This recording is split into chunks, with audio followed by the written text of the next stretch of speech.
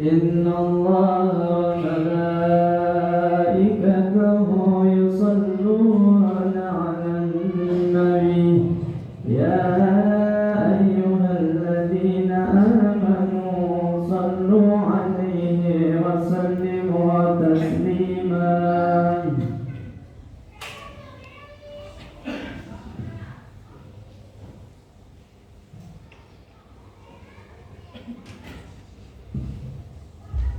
Assalamualaikum warahmatullahi wabarakatuh.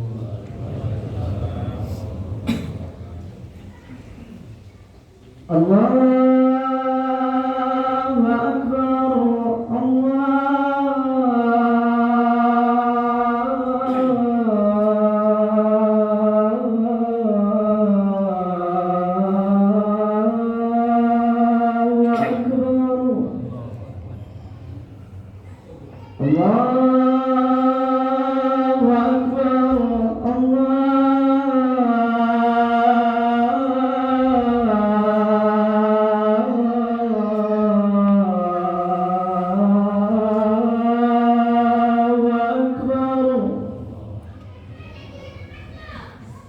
أشهد أن لا إله إلا الله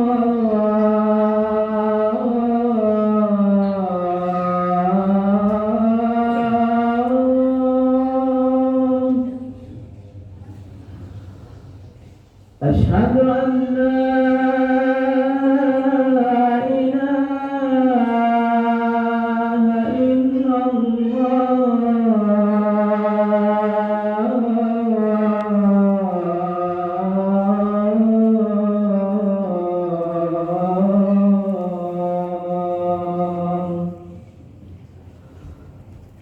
أشهد أن محمدا رسول الله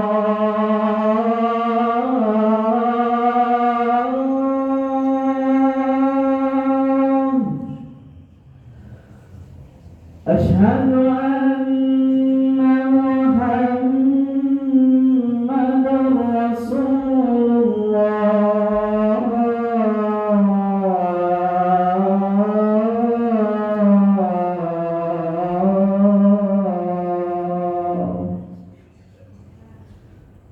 حي على الصلاة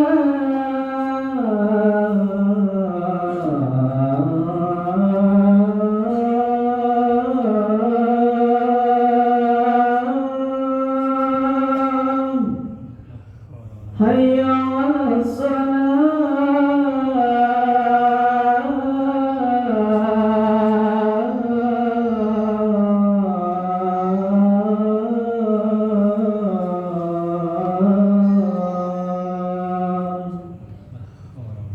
حي على الفلاح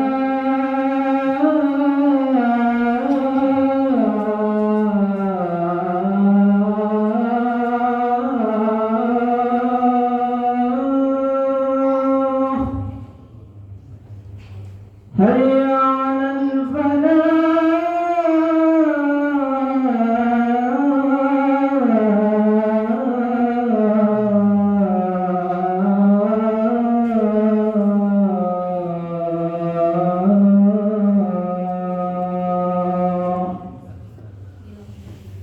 الله أكبر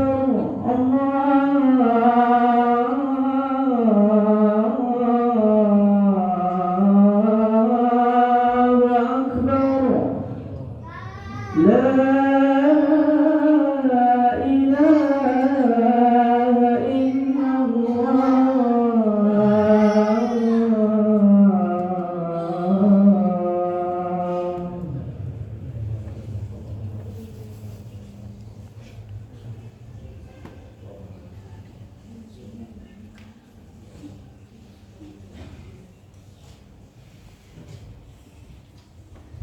Innal hamdalillah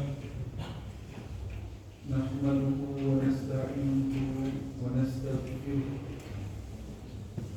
wa na'udzu billahi min shururi anfusina wa min sayyiati a'malina من يهدي الله فلا مضل له ومن يضلله فلا هادي له أشهد أن لا إله إلا الله وحده لا شريك له وأشهد أن سيدنا محمدا عبده ورسوله لا نبي بعده اللهم صل على سيدنا محمد الفاتح لما أغلق والخاتم لما سبق والناصر الحق بالحق والهادي إلى صراطك المستقيم صلى الله تعالى عليه وعلى آله وصحبه حق قدره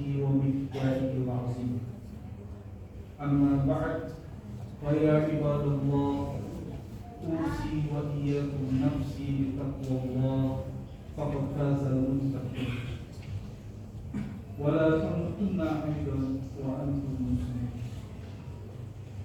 Hadirin sidang Jumat yang dimuliakan Allah Subhanahu wa taala.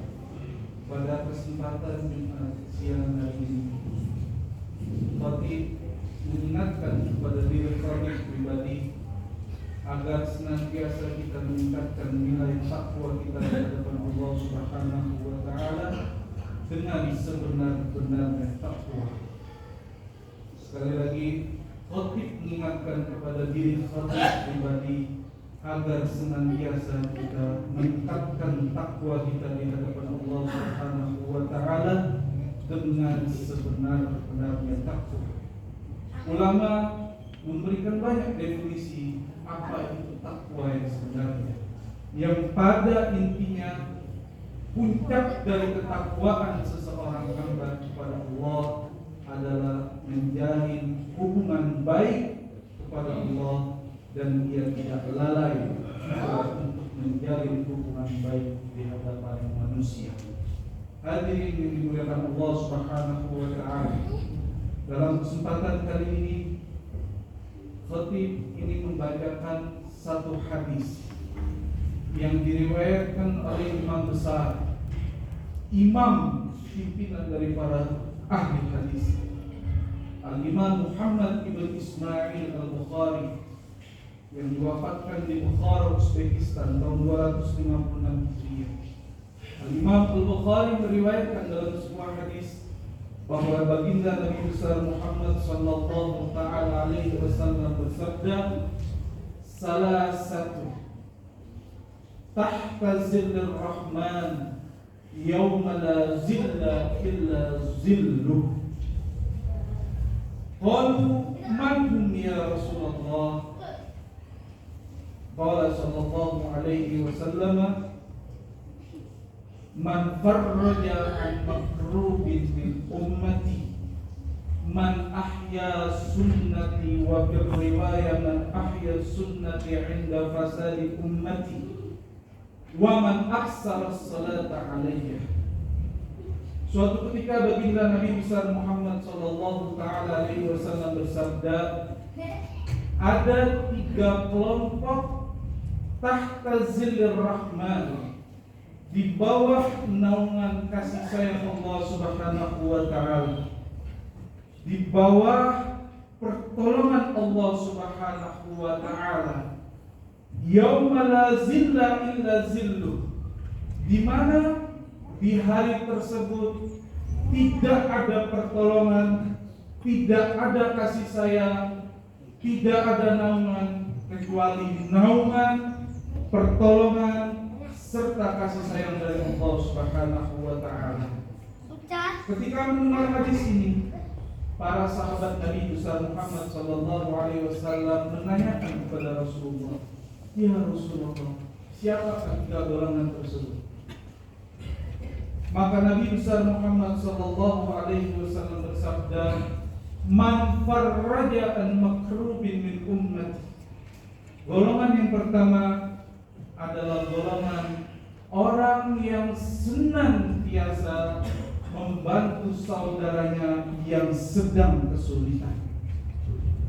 Dalam hadis lain Rasulullah SAW bersabda, Innallaha fi 'aunil 'abdi ma damal 'abdu fi 'auni akhihi. Sesungguhnya Allah Subhanahu wa taala senantiasa dalam selalu menolong hambanya selagi hambanya peka terhadap saudaranya yang sedang kesulitan. Hadirin yang dimuliakan Allah Subhanahu wa taala, Rasulullah bersabda seperti ini. Rasulullah sallallahu alaihi wasallam di puncak akhlak yang paling mulia.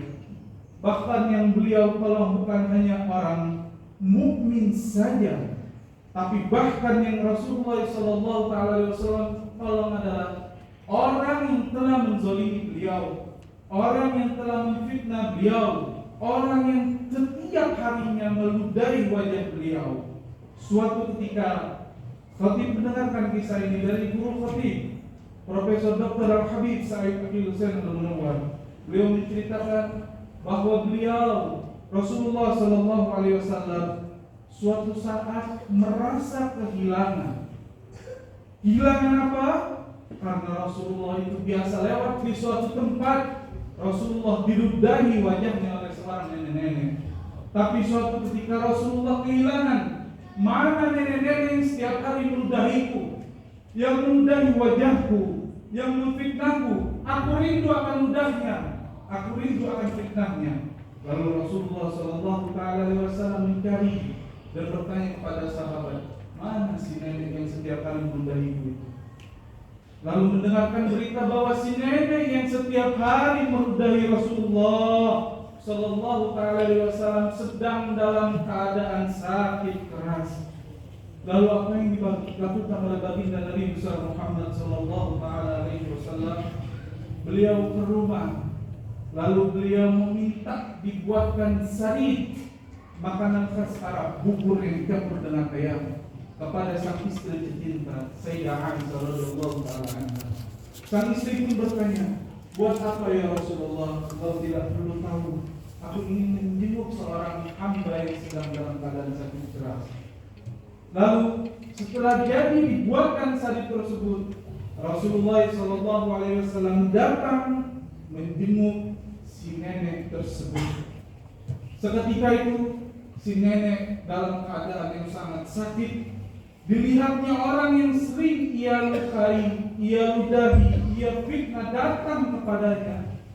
Maka si nenek berpikir di dalam benaknya, aku saat ini mungkin dibunuh oleh Muhammad. Tapi apa yang dilakukan oleh Rasulullah SAW? Tentangnya, aku datang ke sini ingin menjengukmu. Aku datang ke sini karena rindu dengan air ludahmu. Aku datang ke sini karena ingin mendengarkan fitnahmu lagi. Aku sedih melihatmu sedang dalam keadaan sakit. Oleh karena itu aku bawakan makanan kesukaanmu, sarid, bubur yang dicampur dengan ayam. Mendengar kisah tersebut, si nenek lalu bersaksi di hadapan Muhammad SAW, jika seperti ini akhlak Muhammad, ya Muhammad, saksikanlah di hadapanmu, aku bersaksi, asyhadu an la ilaha illallah wa asyhadu anna Muhammadar Rasulullah. Tidak mungkin akhlak yang mulia seperti ini jika dia bukan utusan Allah Subhanahu wa taala. Begitulah kemuliaan orang yang menolong, membantu saudaranya yang sedang kesulitan. Bahkan akhlak yang dicontohkan oleh baginda Nabi besar Muhammad sallallahu alaihi wasallam yang dia tolong adalah orang yang menzaliminya. Hadirin yang dimuliakan Allah Subhanahu wa taala. Oleh sebab itu, orang yang pertama mendapatkan pertolongan di hari di mana tidak ada pertolongan kecuali pertolongan Allah adalah orang yang senantiasa menolong saudaranya yang sedang dalam keadaan kesulitan. Hadirin yang dimuliakan Allah Subhanahu wa taala, bahkan jika kita ingin melihat keutamaan haji, mungkin kita dengar orang yang pergi haji setiap tahun, tapi kita lihat apa balasan orang yang melaksanakan haji dan jika hajinya itu mabrur. Dalam hadis riwayat sahih Imam Bukhari dan Imam Muslim rahimahumullah taala, bahwasanya al-hajjul mabrur laisa lahul jazaa illal jannah. Haji, jika hajinya mabrur, ikhlas karena Allah. Jika hajinya mabrur, ikhlas semata-mata karena Allah, bukan karena ingin dipanggil haji, bukan ingin selfie di depan Ka'bah atau di depan makam Rasulullah SAW. Jika hajinya mabrur, laisa lahul jazaa illal jannah, tidak ada balasan yang setimpal kecuali surga. Tapi lihat janji Rasulullah SAW ketika bersabda menjanjikan pahala bagi orang yang senantiasa menyantuni yatim piatu. Ana wa kafilul yatim kahataini fil jannah. Aku dan orang yang menyantuni yatim piatu seperti dua jari di dalam surga. Artinya apa? Orang yang menyantuni yatim piatu mendapatkan pahala surga plus bersama Rasulullah SAW. Artinya orang yang memiliki kepedulian sosial lebih tinggi itu lebih utama dicintai oleh Rasulullah SAW ketimbang umrah setiap tahun, haji setiap tahun, banyak fakir miskin, yatim piatu, janda, masjid yang belum selesai dibangun yang dia tidak pedulikan sama sekali. Hadirin yang dimuliakan Allah Subhanahu wa taala. Yang kedua, man ahya sunnati inda fasadi ummati. Orang yang mendapatkan pertolongan kelak di hari kiamat adalah orang yang menghidupkan syariatku ketika syariatku mulai ditinggalkan. Lalu yang ketiga adalah man aksara sholata alayya. Yang ketiga adalah orang yang memperbanyak membaca salawat kepadaku. Rasulullah sallallahu alaihi wasallam bersabda, "Aqrabukum manzilatan alayya yaumal qiyamah, aksarukum alayya shalah." Orang yang paling dekat denganku kelak di hari kiamat, satu rumah denganku di surga kelak, adalah orang yang paling banyak membaca salawat kepadaku, yang paling banyak menyebut namaku, bukan karena ingin mendapatkan harta dunia membaca salawat, tapi semata-mata pada cinta kepadaku. Hadirin yang dimuliakan Allah Subhanahu wa taala, ulama mengatakan kullul a'mal bainal qabuli wa raddiha illa salatu 'ala nabiyil mustafa faraduhu wa qabuluha hatman bi ghairi taraddud. Seluruh salawat, seluruh amal ibadah, haji, puasa, zakat, sedekah, bainal qabuli wa raddiha, boleh jadi diterima, boleh jadi tidak diterima. Jika ikhlas karena Allah pasti diterima. Jika tidak ikhlas karena Allah, ibadah haji, puasa, salat itu tidak akan diterima oleh Allah Subhanahu wa taala. Illa salatu 'ala nabiyil mustafa, kecuali salawat kepada Nabi besar Muhammad sallallahu alaihi wasallam. Fa qabuluha hatman bi ghairi taraddud, diterimanya salawat oleh Allah Subhanahu wa taala pasti adanya. Hadirin yang dimuliakan Allah Subhanahu wa taala, di akhir ujung khutbah ini khatib ingin menyampaikan suatu kisah yang dinukil oleh Al-Imam Asy-Syaikh Ismail bin Yusuf An-Nabhani di dalam kitabnya yang fenomenal Afdhalus Shalawat ala Sayyidis Sadat. Beliau menukilkan ada seorang ulama besar bernama Imam Hasan Al-Basri, Imam Ahli Sunnah wal Jamaah Sufiyah, imam besar Ahli Sunnah wal Jamaah sekaligus imam besar Ahli Sufi, ahli tasawuf. Dia Imam Hasan Al-Basri. Apa yang terjadi? Suatu ketika ada seorang ibu-ibu yang melapor curhat kepada Imam Hasan Al-Basri, "Wahai Imam, beberapa hari yang lalu putriku yang kucintai meninggal dunia. Aku ingin tahu keadaannya bagaimana." Lalu berkatalah Imam Hasan Al-Basri, "Ibu, setelah ini kau pulang, sholatlah hajat 4 rakaat. Bacalah surat Al-Fatihah serta surat At-Takasur dalam setiap rakaatnya. Setelah itu engkau berbaring. Lalu kemudian bacalah sholawat sebanyak-banyaknya sampai engkau tertidur." "Baik, wahai Imam." Pulanglah ibu tersebut, lalu kemudian ia lakukan apa yang diperintahkan oleh Imam Hasan Al-Basri rahimahullahu ta'ala. Apa yang terjadi? Ia lihat putrinya di dalam mimpi tersebut dalam keadaan disiksa oleh Allah Subhanahu wa taala. Disiksa dengan baju menggunakan api neraka, tangannya diikat, kakinya diikat dengan rantai yang terbuat dari api neraka. Lalu si ibu pun sedih. Kemudian si ibu menghampiri Imam Hasan Al-Basri dan mengadukan kejadian tersebut. Lalu Imam Hasan Al-Basri memerintahkan kepada ibu tersebut agar bersedekah dan pahalanya diniatkan untuk putri tercintanya. Lalu kemudian apa yang terjadi? Ternyata di malam harinya Imam Hasan Al-Basri rahimahullah ta'ala bermimpi di dalam surganya Allah Subhanahu wa ta'ala. Ia lihat seorang wanita yang cantik, elok wajahnya, bermahkotakan cahaya yang terbuat dari cahaya Allah Subhanahu wa ta'ala. Lalu ditanya oleh Imam Hasan Al-Basri, "Wahai wanita yang elok wajahnya, siapakah gerangan engkau?" Kata perempuan tersebut, "Aku adalah wanita, putri dari ibu yang kemarin datang, yang datang kepadamu menceritakan keadaannya bagaimana." Lalu Imam Hasan Al-Basri bertanya, "Bukankah engkau dalam keadaan disiksa, dicambuk, diikat oleh api dari apinya neraka?" "Wahai Imam, benar itu kejadiannya. Memang seperti itu kejadiannya. Bahkan 70.000 lebih orang sepertiku sedang disiksa oleh Allah Subhanahu wa ta'ala. Tapi sekarang aku diberikan kedudukan yang sangat mulia oleh Allah Subhanahu wa ta'ala." Lalu Imam Hasan Al-Basri bertanya, "Wahai perempuan, apa gerangan yang menyebabkan mendapatkan kedudukan yang sangat mulia tersebut?"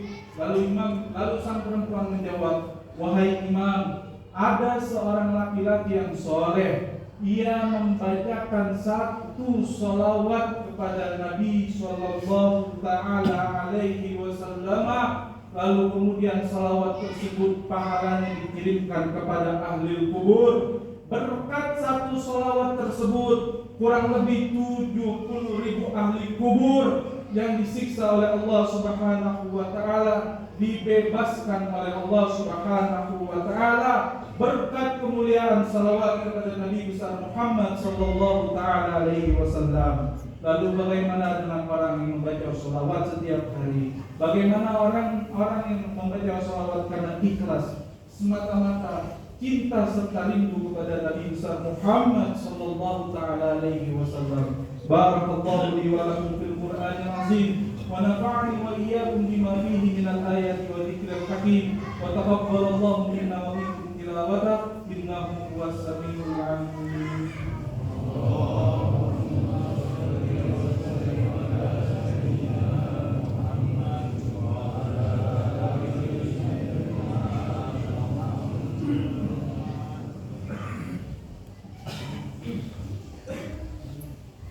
Alhamdulillahi kama amar. Asyhadu an la ilaha illallah irghaman liman jahada bihi wa zajar. Wa asyhadu anna sayyidana Muhammadan abduhu wa rasuluhu sayyidul khalaiqi wal bashar. Wa ya ibadallah ittaqullaha haqqa tuqatih wa la tamutunna illa wa antum muslimun. Wa'lamu anna Allaha amarakum bi amrin bada'a fihi bi nafsihi وَثَنَا بِمَلَائِكَتِهِ الْمُسَبِّحَةِ بِقُدْسِهِ وَقَالَ تَعَالَى إِنَّ اللَّهَ وَمَلَائِكَتَهُ يُصَلُّونَ عَلَى النَّبِيِّ يَا أَيُّهَا الَّذِينَ آمَنُوا صَلُّوا عَلَيْهِ وَسَلِّمُوا تَسْلِيمًا اللهم صل وسلم وبارك على سيدنا محمد وعلى آل سيدنا محمد اللهم اغفر للمسلمين والمسلمات والمؤمنين والمؤمنات الأحياء منهم والأموات برحمتك يا أرحم الراحمين يا أرحم الراحمين يا أرحم الراحمين اللهم لا تحرمنا خير ما عندك بشر ما عندنا اللهم لا تحرمنا خير ما عندك بشر ما عندنا اللهم لا تحرمنا خير ما عندك بشر ما عندنا ونسألك يا الله يا رحمن يا رحيم يا لطيف يا رحوم بجاه سيدنا محمد صلى الله تعالى عليه وسلم وبجاه نبينا خضر بن مريم عليه السلام أن تبارك لنا في رجب وشعبان وأن تبلغنا رمضان واختم لنا بحسن الخاتمة واختم لنا بحسن الخاتمة واختم لنا بحسن الخاتمة ربنا آتنا في الدنيا حسنة وفي الآخرة حسنة وقنا عذاب النار بفضلك سبحان ربك رب العزة عما يصفون وسلام على المرسلين والحمد لله رب العالمين عباد الله إن الله يأمر بالعدل والإحسان وإيتاء ذي القربى وينهى عن الفحشاء والمنكر والبغي يعظكم لعلكم تذكرون ولذكر الله أكبر أقيموا الصلاة الله أكبر الله أكبر أشهد